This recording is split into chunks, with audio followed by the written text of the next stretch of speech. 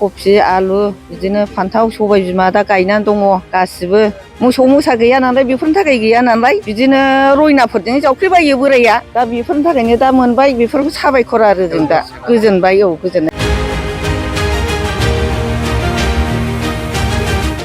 गोसोआव जोबोर गोजोननाय मोनो बेहाय मैगं गायनानै जायो जोङो माइबो गायो आं बे जिनिसखौ मोननानै गोसोआव जोबोर गोजोननाय मोनदों मैगं गायो बिदिनो आलु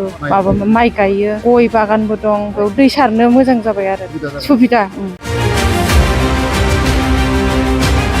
काउन्सिलर मोननायनि थाखाय जों साबायखर गोजोननाय थाबाय बिदिनो जों बिदिनो सुखान आबाद मावनो बिदिनो फान्थाव कफि आलु बायदिसिना गायनायनि थाखाय जोङो बेफोरखौ मावनायनि थाखाय गोजोननाय मोनबाय जोङो दिनैसिम रोजा रोजा साबायखर जासिहरबाय सारनिसिम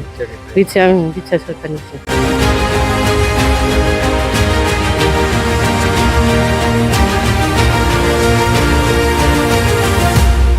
आङो बानगावनि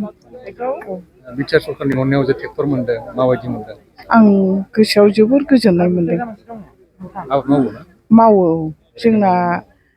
बिदिनो हायाबो गोरान नालाय मैगं गायो आबाद खालामो बिदिनो मैगंनि मैगं गायनाया बिथाया 3 बिगानि जख' दं जोंहा बेहाय मैगं गायनानै जायो जोङो माइबो गायो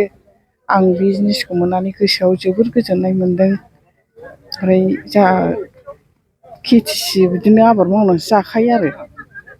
जेबो जोंहा बाहेरा इनकाम गैखाया बे पावार टिलारखौ खामानियाव बाहायगोन खामानियाव बाहायगोन जों मैगं गायनायाव बाहायगोन माइ गायनायाव बाहायगोन माइ गायनानै जाखायो नालाय आं बिराद गोसोआव मोजां मोनबाय आरो गाबोननिफ्राय गोदान जात्रा जासिगोन नोंथांमोननिया साबायखर बावगोन आङो बिटिआरखौ माबानिफ्राय फैदों अगमा बिसनिफ्राय मोनदों बिटिआर सरकारनि अननायाव जे गोजोननाय मोनबाय आं सारनिसिम रोजा रोजा माबाबाय खामानियाव बाहायगोन बेखौनो माबानोसै आलु गायनोसै ओरैनो आबाद मावखायो मावो फुलकबि बायदिसिना फानखांखाबावबायसो आं दाखालिनो आलुबो गायो बुरजानो आलुखौ माबा 1.5 बिगा गायदों 6 बस्था जागोन आरो ओमफ्राय बेखौ गायबाय फुलकबि बान्दा कबि गायदों ओमफ्राय मटर खालाय गायदों ओमफ्राय माबा गायबावदों आरो दा मैथा बांगाल बायदिसिना फोखांखाबाय आरो सबाय बिमा ओमफ्राय भिन्दि फोखांबाय आरो आबाद मावनो हेल्प जाबाय जाबाय माबा बेजों माबानो हासिगोन आरो एबार मोजां जासिगोन सरकारनिसिम मोजां रोजा रोजा साबायखर जासिहरबाय सारनिसिम बिटिआर सोरखारनिसिम गंनिया इस्लामपुरनिफ्राय फैदों माबायदि मोनदों दिनै पावार टिलार मोननायनि थाखाय जों साबायखर गोजोननाय थाबाय बिदिनो जों बिदिनो सुखान आबाद मावनो बिदिनो फान्थाव कफि आलु बायदिसिना गायनायनि थाखाय जोङो बेफोरखौ मावनायनि थाखाय गोजोननाय मोनबाय जोङो दिनैसिम रोजा रोजा साबायखर आबाद मावो बिदिनो कफि आलु बिदिनो फान्थाव सबाय बिमा दा गायनानै दङ गासिबो मोसौ मोसा गैया नालाय बेफोरनि थाखाय गैया नालाय बिदिनो रयनाफोरजों जावफ्लेबायो बोराया दा बेफोरनि थाखायनो दा मोनबाय बेफोरखौ साबायखर आरो जों दा गोजोनबाय गोजोननाय फैबाय जों दा बेजोंनो मावनानै जानायनि फारि फैबाय बेजोंनो मावनानै जागोन गोजोननाय थाबाय आरो जोंनाव ओरैनो न'आव जानायनि थाखायल' ना फाननायनिबो बिदिनो मावो फानगोन बिदिनो आंनो फानो बोराया मावो आं फानो सुखान आबादखौ मैगं थाइगंखौ आं फानो आरो बिदिनो नैबे दखानाव लाबोयो आं लाब्रा दखानाव बेहाय लाबोयो आरो हाथाय बाजार लाङो एखन समाव बेफोरबायदिनो बिटिआर सरकारनिसिम मा बुंगोन बे समाव बिटिआर सरकारनि थाखाय जों बिदि ट्रेक्टर हालेवनाय मोननायनि थाखाय जों गोजोननाय फैबाय साबायखर होबाय रोजा रोजा सिगां समाव मोनदों ना मोनाखै सिगां समावथ' मोनाखै जोङो जेबो मोनाखै जेबो मोनथाय गैया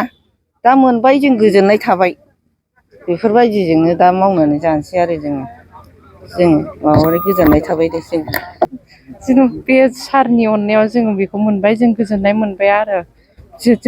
बेनि उनावबो जेन'बा जों मोनबाय जेला दस्रायावबो